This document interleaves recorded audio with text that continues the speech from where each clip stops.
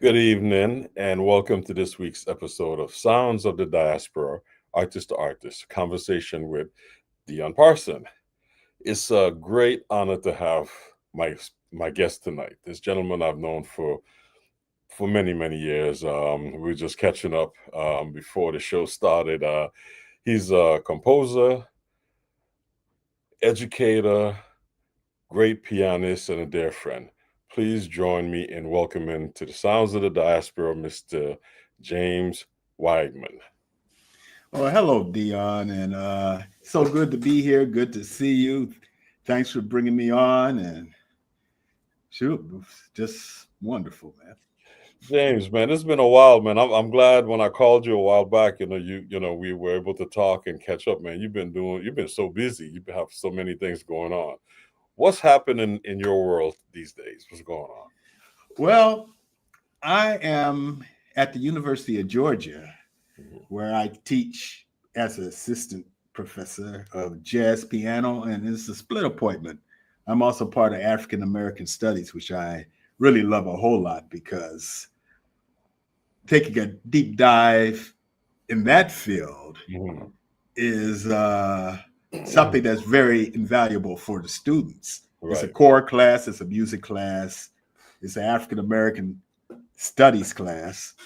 And usually at the beginning of that class, I borrow something from Adolph Reed, who is a writer and whatnot. He said, you know what's wrong with the Paul Revere story? The horse didn't tell his side. The horse didn't tell his side. Yeah, so we take a deep dive, and I love doing that research to fill in the blanks so they can understand even the world that's happening now, the music they listen to now. The Performance Arts Center is on campus, and you can hear everybody from Terrence Blanchard, Sweet Honey in the Rock. You can hear people, you can see dancers from South Africa. You can see Caribbean stuff. You can see a whole bunch of stuff, arranged music. And a lot of them, they've been in their silos. They're 21st century babies. Right. So whatever was pushed to them is, for the most part, you have some people who step out, but for the most part, that's what they know. So, and they become very excited, which makes me feel happy to know that there's a whole world out there of music. That's great, man. So how long have you been there at the University of Georgia? Since August 2021. Okay. Right after the pandemic. It was the first semester that they did in person because everything went to Zoom right before that. Right. And I was at William Patterson, and I was out of my house doing Zoom lessons. Excuse me. And yeah, that was definitely some sort of situation. That period, right? But you're down there full time doing full time, yes. Right. So before you got there, and I know you were, a major player on the New York scene. You and I have worked in many, situations together. I played in your band, you played in my band. Tell us about, your coming to New York. How did that happen? How did you arrive in New York, and when did you arrive in New York? Well, I arrived in New York in 1978, and it's an interesting journey for me because it took me a while, for instance, just to follow my love, which was what I ended up doing. Because even at the last minute, because my aunt said, you hadn't applied to any college. This was my senior year. Said she was the head of this Junior Civic League. Name was Gino Fagan. So Okay. Jean Fagan. So she got me a scholarship for tuition for the whole year. So I had to audition. So I went down to play some Beethoven and that kind of stuff. And everything was just kind of a slow process because it turned out that there was a jazz ensemble there. And I decided at some point, because I had taken a lot of piano lessons and did a lot of things, but I said, okay, I have to go in the shed if I'm going to try to play Beethoven and all that. Why don't I get that degree? That will kind of be a placement for composition, which I didn't want to do. But if I play all this repertoire, I'll learn harmony, I'll learn form, Right. like that. And it probably can apply to what I would listen to in terms of Charlie Parker and everything else. Then, see, I'm telling you this background, you know, how I sort of came. My high school teacher realized that already I showed signs of versatility because, you know, I do the European tradition music, then I do some gospel, then I do some things that were, you know, funk and soul and all that kind of stuff. He said, I never seen anybody do that. You should do music. Oh, really? You know, I think about stuff like history, political sciences. So, yeah, you should do music. Nobody does that. So these people pointed me around along the way, and I, not to mention my father, because I'm 5 years old. He has a band, and he had a piano player who wrote Ramalama Dingalang, which you can find. It ended up in a movie. I remember when he did the demo. I was 5 years old, but he taught me some Fats Domino stuff. My dad taught me the changes, and so that was the first thing I learned. So already, my whole world is about all this music. Then 2 years in the jazz ensemble with Tony Leonardi, classical studies with Marceline Hawk. After school, I did some gigs with a saxophone player who had played with Max Roach and Art Blake and organ players, Ramon Morris. And he said, well, you know a lot of tunes and you have electric piano. You should be able to work 4 days a week. So that made me feel like, okay, I won't starve because I already read the stories about these guys, needles in their arm and destitute. And he would tell me stories in the 60s were kind of horror stories about the survival, but also the heart that these musicians had to continue to strive, even though maybe monetarily it was a little wanting. Okay. So that's, I don't know, that might answer your story. Well, it gave us a good idea of your background. But you eventually went to college, and where did you go to school at? Now, in my hometown, Youngstown State University. And I was so fortunate because I didn't think anybody was going to be there teachers-wise, but the teachers that I encountered were great. My private piano teacher, she introduced me to some Black composers. She knew some of them. And Adolphus Hellstork, who's a well-known composer, was teaching there at the time. I commissioned him to write a composition for me. Okay. And I started out in music education. She said, well, you know, you're progressing so well. Why don't you just get the certificate in music education, but do the performance degree, which I did. So I gave me a chance to study with her longer and learn more things. So I laid a lot of that aside, basically, when I came to New York, because it was just enough for me to play jazz and not sound like, oh, he's some guy who went to school and he tried to play jazz, you know. That was kind of like and then back then, not like it is now. Now there's a number of the universities have jazz programs, have jazz degrees. Back then, you didn't really have jazz degrees, you know, coming out of school. Like at that time, you have your music education, and so your performance was really classical performance. Right, exactly, because you had North Texas State, you had Indiana University, that was Berkeley, but that was about it. And my teacher, I'll show you how hip she was.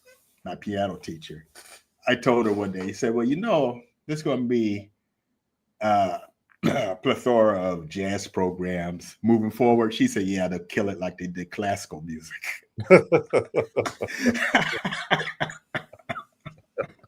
Look at that. From back then, right? Yeah, right. Because she understood, even in her field, the difference between if you have an academic way of dealing with things, and maybe you hadn't been out on the field, your teaching is going to be a little different.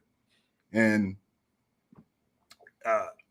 you can thread the needle. I mean, I had a lot of good teachers when I was there. Those were people who were actual. I mean, they actually did things like Dr. Hale Stork. He was a composer. I mean, he got commissioned by J.C. Penney for the Centennial, 1976. You know, he was becoming well known then. So, you know, there's a way to do it, but you have to understand that thing. And, you know, playing the music that we play comes from here, by how we feel and we interpret it. So it's not like an intellectual type of thing where you're thinking in another way, where it's not that.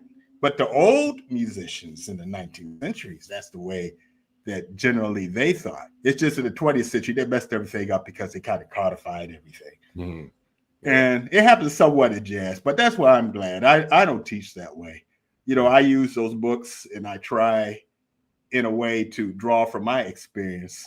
From the people who I work with, the Abbey Lincolns, you know, Maxwell Cecil Payne and Sonny Stitt, and, you know, all those different Joe Lovano, Steve Coleman, all those different people. You know, I bring that element into my teaching.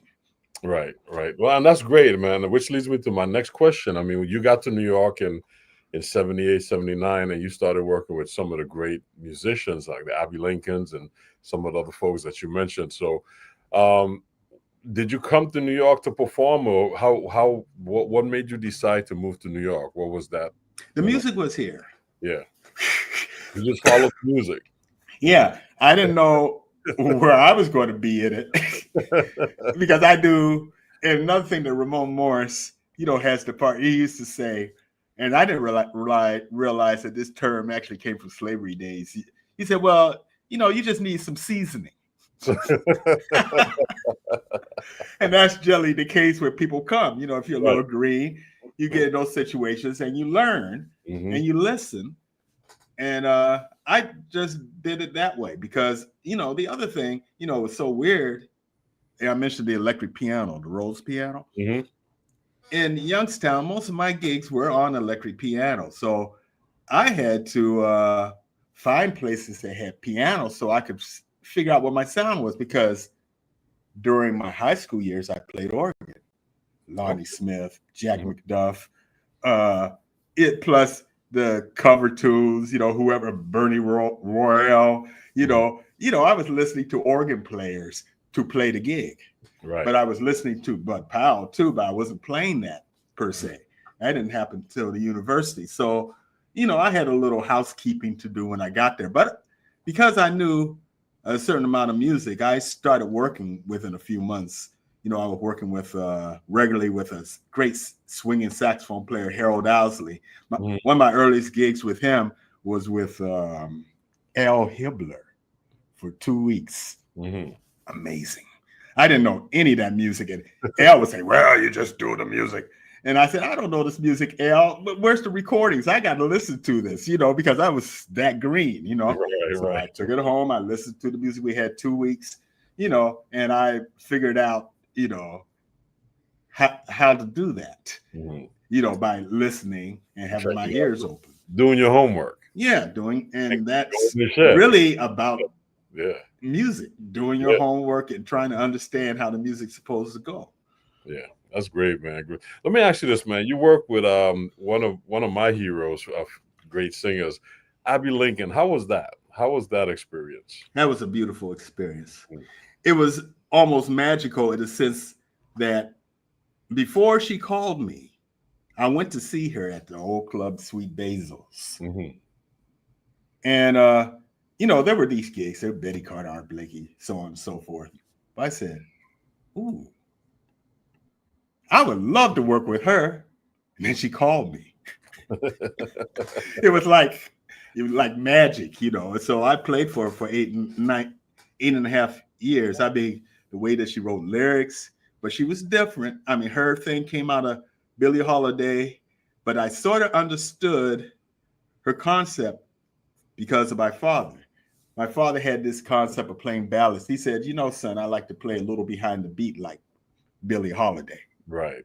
You know, so I'm young, you know, I hear him saying this, but I realize that this is some sort of concept of playing, okay? Right. So Abby would sing behind the beat, but she would never lose the time, okay? So you had to know how to play it. I've seen some people get jacked up who hadn't played with her before, no rehearsal. Ooh. Because you have to have extreme sensitivity to understand. And then she never did the same tune twice, 2 nights in a row. It might be 4/4 one day, it might be 3/4 the next day. It might be a ballad one day, it might be a little faster. You know, she was really about where am I? Right. How should I do this? And so, you know, you learn that, oh man, you could be just malleable. You don't have to be rigid in terms or have like this hit goes here, this hit goes there, and that kind of stuff. But you have to really be organic.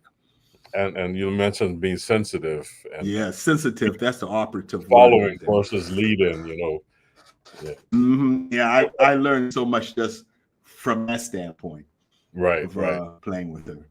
Yeah, I mean that's one of the gigs. When I first came to town, you were still playing with her, and I saw you with her. But you've always also had some other gigs, some experimental gigs with the likes of the Steve Coleman and the whole crew that was doing the bass concept. You know, can we talk about that as well? You know, what was the concept behind bass and who was involved in that? Oh yeah, there was Graham Haynes and Kevin Eubanks, later Reggie Washington, and Mark Johnson, who was working with Abbey, later Marvin Smitty Smith, Dave Gilmore, and Steve and I came to New York around the same time, and I met Steve during the jam sessions in Brooklyn. It was his jam session in which Al Dreers was the house drummer. You remember Al? Mm-hmm. Yeah, so he was really a good mentor of mine. You know, he would, you know, I would learn a lot of old school stuff, and he would like challenge me. He said, "Oh yeah, you can play that tempo, but can you play this tempo?" So, you know, I had to learn, you know, again, you know, you just had to work and do your homework and try to get to whatever that was. But with Steve, I was aware of some Steve's direction from the onset. And I was listening to his early recordings of the 5 Elements. And then they called me at some point to replace Jerry Allen. So, and that was a wonderful experience because it was different. It had elements of the things that we all grew up with, like the James Brown beats, except it was kind of mixed meter. And then there were some things that he did musically that I understood just from my academic training. When you think about music and construction and things like that. So I found that it was great. I enjoyed doing something different like that. It reminds me of something that was told to me early when I came to New York. I hung out a lot with Bob Nellums, who was very helpful. I remember I was playing at one of these loft jazz places. This one was the Jazz Mania. So I played a solo, you know, with pretty traditional type of thing, swinging and that kind of stuff. Then I got off the bandstand. He said, "Well, you know, in New York, people typecast you." So I understood that, but I said, well, I guess I'm going to have problems because I'm all over the place, you know, in terms of what I like. And that was true. Someone would come to me, I never thought that you would be able to play with singers, or I didn't think you would do this, or, you know, because people usually stay down a narrow and straight path in what they do. So, well, that's cool. You know, I say if anything about what I've done musically, I said, I guess I've done what I like, generally speaking.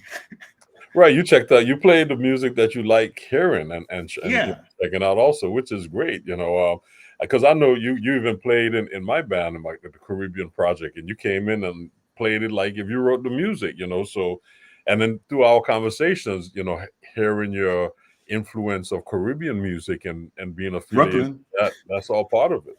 Oh yeah, Brooklyn and the Bronx. Mm-hmm. You know, I used to do these gigs, soca and calypso, Yeah. and if I was playing the right thing, the drummer would tell me. I even played in a church one. I mean, I learned some real hip stuff in one of those churches in Brooklyn because I would play some old corny stuff. The guy pushed me off the piano. This was in the 90s. He said, "No, it's supposed to be like this." I said, "Oh yeah, that feels much better." That's you said the right thing. It feels much better. So that's again, you got to know the feeling. Every music got to swing. You know, yeah. Swing is not only in the spang-a-lang, is everything swings. You know, once the feeling is there. Mm-hmm. Yeah, and then you made it. It's kind of like your life quest to kind of research, check out, go in the shed and embrace, get the seasoning of all of that, Right. Yeah. I mean, I didn't grow up like that, in terms of, well, this music is bad. I mean, some music, if my dad said the music wasn't happening, it could have been a track of a group. Like, let's say he liked Parliament Funkadelics, but not everything. Right. Okay. He loves Sly and the Family Stone. So it all is about all music you should listen to. I tell you another story about Dad, which I liked because I think how influence, the fruit doesn't fall so far from the tree in my case. I had this gig where at the Iridium where we did Ascension, John Coltrane's Ascension. Okay. First set Ascension, second set Ascension. So I told my dad, he chuckled. He said, "Yeah, I remember that. And I remember how much I disliked it." But he said, "You know what, though? I'm going to listen to it." And so I called him later. He said, "I listened to it 2 times and I see what they were doing."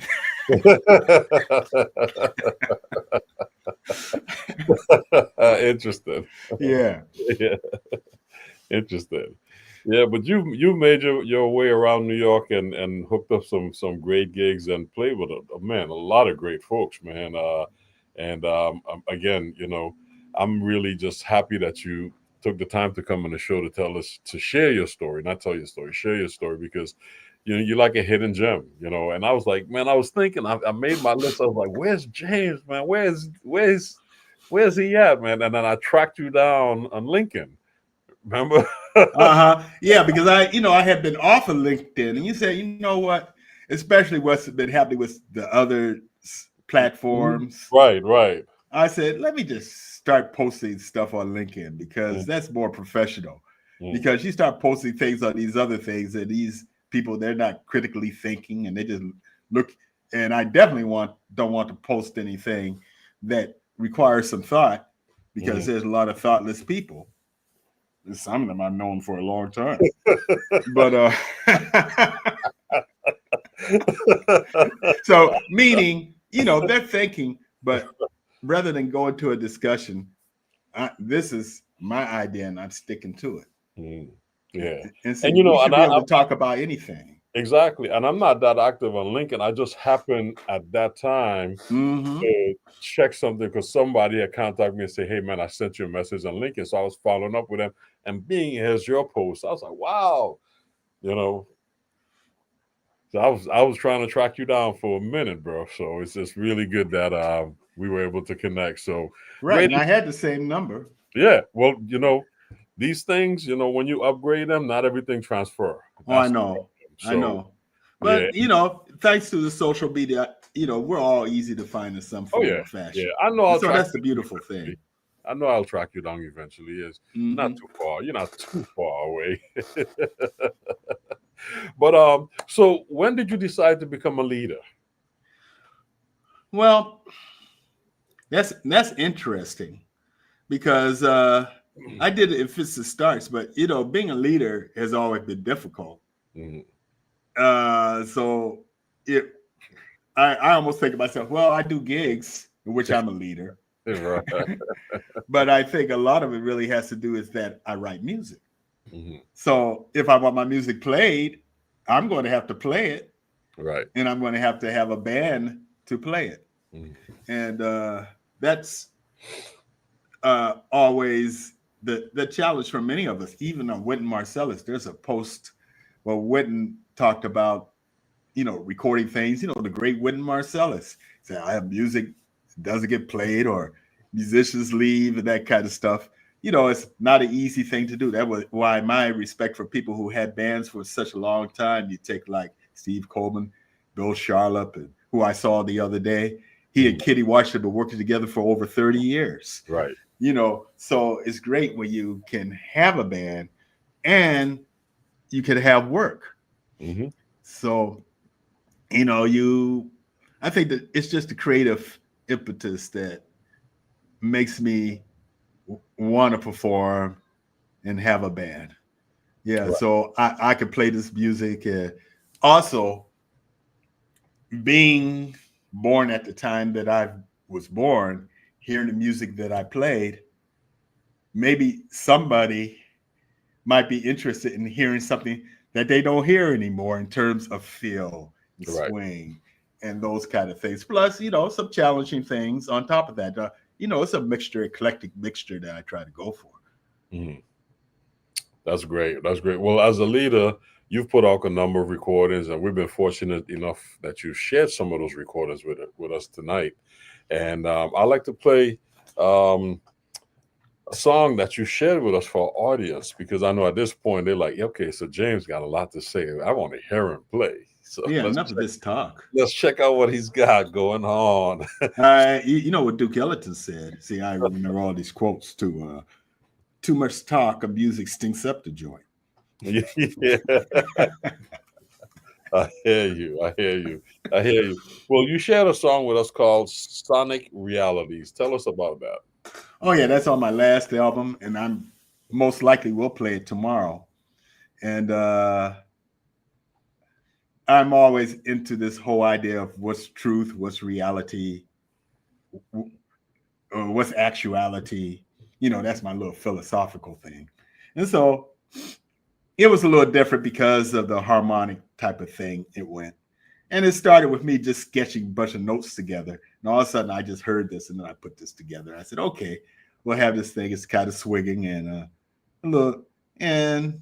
a nice sound, which I really enjoy. A little hard for me to play. I was practicing it earlier, to memorize and say, okay, tomorrow I'm going to memorize it, because it's not like I play a lot of gigs, So I think because of especially I've been getting back into the shed with the stuff that I learned in college, Chopin etudes and Bach, it gets your fingers say, okay, well, if you do it this way, you'll be able to play this figure, so.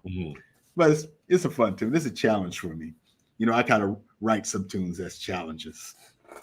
Great. Well, let's check this out. Sonic Realities.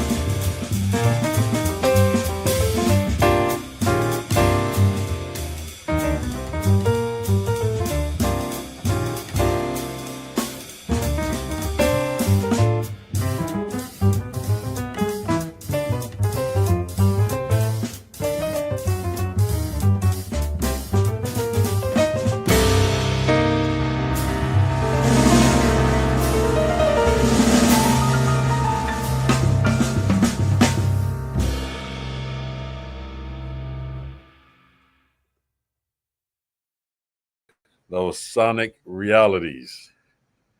So who's the personnel? Alvester Garnett's on drums, Harvie S on bass. Okay, great, man. This sounds beautiful. What Thank year? you. What year was that? That was 2 years ago. I guess it was 2002. Yeah. Okay. It was released in 2003. Mm-hmm. And what's the I label? mean, 2022, 2023. Yeah. It was recorded in 2022 and released in 2023. Yes, that's correct. And what's the label? Inner Circle Music. That's the co-op label that Greg Osby started. Okay. And have put up a few releases on that album. Beautiful. Beautiful. And this is your working trio right now, or this is just for the recording? Yeah, Harvie S and I have been working together for well over 20 years. Alvester is doing a Broadway show now, so Steve Johns is playing tomorrow, which is May 28th at 6 o'clock at Mesrose, which can be live streamed, and he's been doing a lot of things with us lately. Okay, great. We have one of the audience members asking, this is cool. Somebody said this is great classic jazz, and they're asking, who's the bass player? So you mentioned Harvie S. Harvie S with the letter S, no period. S. Harvie S.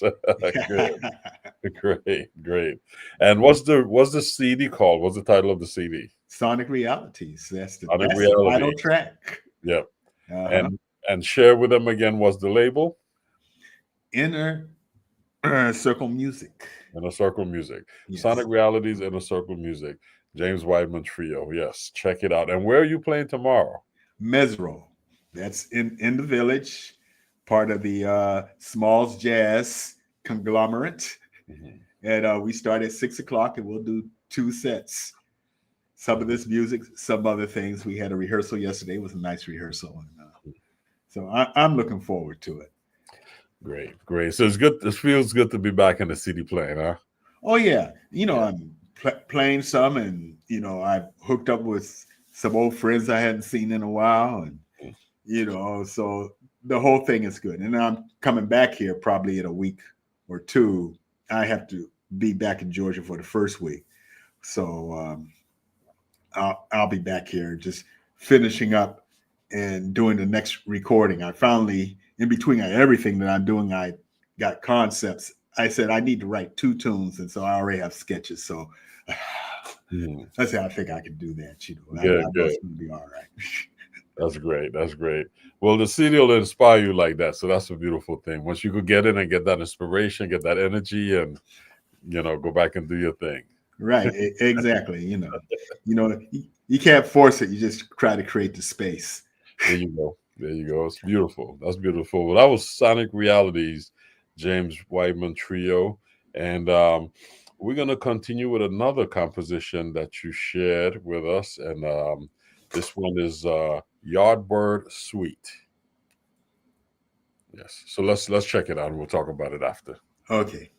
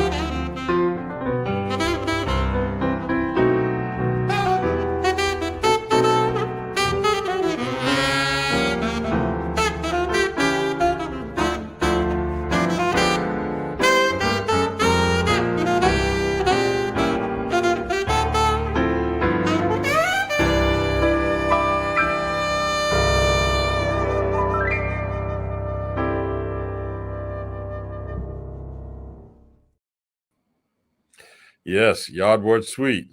I love it. So that was a duet. Yeah. Right. Okay. And Ed Jackson, somebody was asking, who's the cool saxophone player? Uh, Ed Jackson, who incidentally, June 28th, I'm playing at the Jackson Room, a room that he created. That's the last Saturday in June, and that will be streaming as well. And So, where's that room located? in Queens, in Jackson, not Jackson. Oh man, I can't remember. It's in Queens, In Jackson, Queens. it could be Jackson. Oh man, it's out there, St. Albans, I think. St. Albans. Okay. Yeah, right. And So, and this was done during the pandemic, okay. August, and so I don't know. It might have been my first gig that I had. Could have been Ed's first gig too. I sort of just hunkered down like some of the musicians did, and I just started trying to keep my fingers together and whatnot. So, well, I had enough together to do a duo, I guess. So. Right. I was just going to ask about that because, the first song that we heard, Sonic Realities, was a trio, bass drums trio, which is a standard jazz rhythm section. But this was a duet. Right. So how different is it playing in those two settings? Well, as a pianist, I think rhythmically you just have to be able to hold it together. Mm-hmm.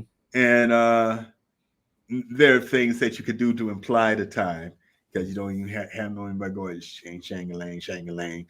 And I'm not necessarily going to play a bass line. I did it maybe for 2 or 3 bars. I don't particularly like that, being a former organ player, to try to do that on piano. It's a specialty thing for certain things, Right. So right. just apply the time and try to get the swing that way. Mm-hmm. So that's the challenge of doing a duo or even doing solo. Mm-hmm. It's pretty similar in many facets. Yeah, just making it obvious so the listening audience can follow the song and hear Right. the rhythmic pattern. So in some regards, you're the drummer, and you have to be percussive enough in the duet to carry the rhythms. Yeah. Right. Yeah. I mean, rhythm is man. I almost wanted to say sync, but it's just range. Gunther Schuller, he was one person who put it in print, and he put it so well. He said, difference between, like, if you do like the European tradition music, they deal a lot with melody and harmony, but rhythm is equal. But it's problematic because you can't quantify it in a textbook. Mm-hmm. Yeah, I mean, we were talking about feeling and that kind of stuff. You have to hear it, and there's that situation. So it's a tricky thing. You can't do that. Melody and harmony, you could go through it. You could put it through AI, and you can come up with all kinds of stuff more easily. You might be able to quantify certain things by rhythm, but that HI, the human intelligence. I love it. I gotta remember that one. HI. Yeah. That's the hardest thing. Yeah, because even when sometimes cat will say, "Man, I wrote a new song. I'm gonna send you the chart, and I'm gonna send you a recording," and you hear this quantized stuff on on whatever platform, whether it's Logic or Pro Tools or whatever they Finale or whatever they record it on or program it on, doesn't have any feeling. It's a whole nother vibe. Oh, so somebody asked, I can, because I saw this come up, was this to be a tribute to Charlie Parker? Yes, it was in August 2020. And here's an interesting sidelight. The Joe Lovano Us Five in March had bookings at least through October, maybe even November, to commemorate Charlie Parker. We had done a Charlie Parker album, of course. You know what happened. You know the rest of the story. Oh yeah, definitely. Love this, man. Where have you been all my life? You have a new find, bro. Love you much. So, which album? Great composition. Which album is that Yardboard Suite on the recording, or that was just Yeah, video. and that was just something we did, because this was supposed to be a Charlie Parker tribute, and we did either tunes that Charlie Parker had composed or he had recorded. Mhm. And Joe Lovano even had a group that he brought in. Joe asked me, did I want to play with him? I said, oh, well, I was asked to bring in the group. So we both did some things. And some other people who I don't remember. There was about 4 or 5 people who came in. Yeah. Performed. Great. Well, let's check out your next song that you share with us. And this is entitled I Hear a Rhapsody.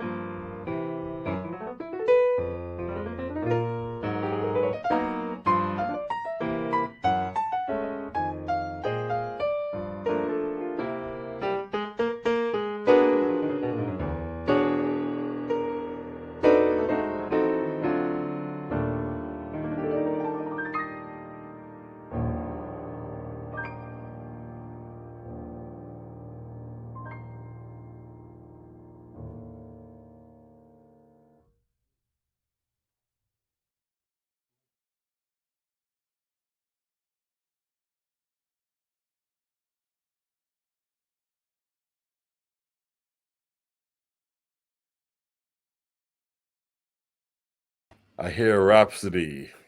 Solo piano. Now, we talked about the duet and the trio. Yeah. Tell us about playing solo. Yeah. That was hard to do that record. Because the whole record was solo. Hmm? The whole record was solo. Yeah, the whole record was solo. Yeah. Yeah. And I keep threatening to do another one at some point, trying to figure it, what I want to play and everything. And that was on the same piano that you saw previous to Fazioli that had a whole different sound. So I was also thinking about like the textures that I could eke out of that instrument. Mm-hmm. Yeah. I think after that, I went and bought a Steinway because I had a Steinway upright. And I said, man, yeah, all those things, the aforementioned things that I learned and sort of stopped. I said, I need to get some of that going because I really had to work up to get there. But, I was happy with it, Good. But it took some work because usually, like you say, you play the rhythm section and that kind of stuff. But to do it all yourself, you have to be conceptual and imply all the things that we talked about and try to make it interesting without you say, okay, well, I'm going to do it like Tatum or I'm going to do it like some other people. I was inspired by all this, whether it was Oscar Peterson or Art Tatum. But anybody who played solo, I was inspired by the things that they did to try to find my own thing within that idiom. Yeah. Well, I think it's a great accomplishment and congratulations putting out a trio album, a duet recording, and not that you have a duet album out, but the duet recording itself, and then the solo album. I know, a number of guys that say that's their goal is as a recording artist to be able to capture themselves in those different settings. So, congratulations on that. Well, thanks. Yeah. One day, it's in the top of my head. Hey, maybe next summer. Mm-hmm. And that could be fine. You can find that on Inner Circle as well, right?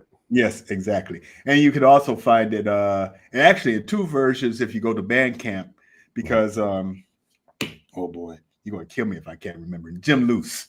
Mm-hmm. He enabled me to do the solo album. And he has something to do with the previous one too. He's out in California now. But there's two versions.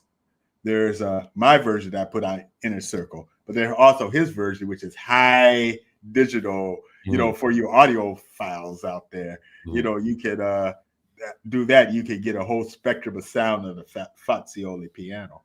Great. Beautiful. Well, great stuff, James. I'm enjoying this, man. So let's take it home. You have a live recording of Like Sunny at Birdland, and let's check it out. We'll talk about it after. Okay. All right.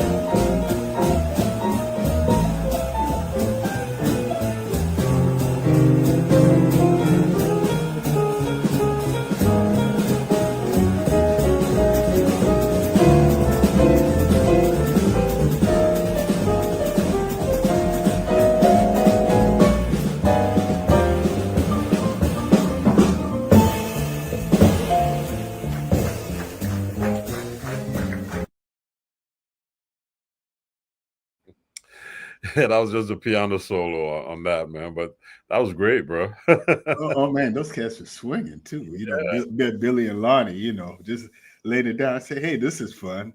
That's Lonnie Plaxico and Billy Drummond, correct? Yes. That was 2023 October at Birdland. Yeah. Great, man. We have a comment, love the compositions. What a great evening. Thank you, James and Dion. Yeah, man. Thank you for being on the show, man. Hour goes by really quick, man. Oh yeah. Well, one day we get a chance to chat again. We will, definitely. I'm gonna hold you to that and track you down again.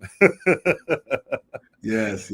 We have so many things we didn't talk about. I have my notes here. I got through like half of my questions, but we'll definitely have you come back and check out some more of your recordings and hear some more of your amazing stories. You know? Yeah, right. Well, you know, that's what's happening. I mean, we're talking about a long period of time here that I've been on the planet, so there's a lot of stuff. Yes. Can't get to everything. Well, before we let you go, let our audience know you're performing tomorrow, and then how can they follow you also? Okay. Well, first off, JamesWeidman.com. You can also follow me through all the platforms, you know, James Weidman Music, Facebook, James Weidman Facebook, Instagram, J. Weidman. You know, I'm all over that. And Mesro at on 10th Street, right? 6 o'clock tomorrow you can stream it. You can stream it on Facebook. I think you can stream it on YouTube too. So if you're around, and then if you miss the time, just look for it. You can look for it later on, and it's there, so you can see what we're doing. You know, I'm looking forward to it. The band is excited. It's good. You know, they say, "Oh, what's this guy? This music?" But you know, they're really invested in trying to make the music sound good. So that makes me feel good. Great. Well, James, and then also June 28th, Ed Jackson. And it's all on the website, so you can check it out. Great, man. Well, James, thank you for taking the time out of your schedule to hang out with us tonight at Sounds of the Diaspora. It's been a pleasure, man. Great. It's been my pleasure, and thanks for doing this. This is such important work.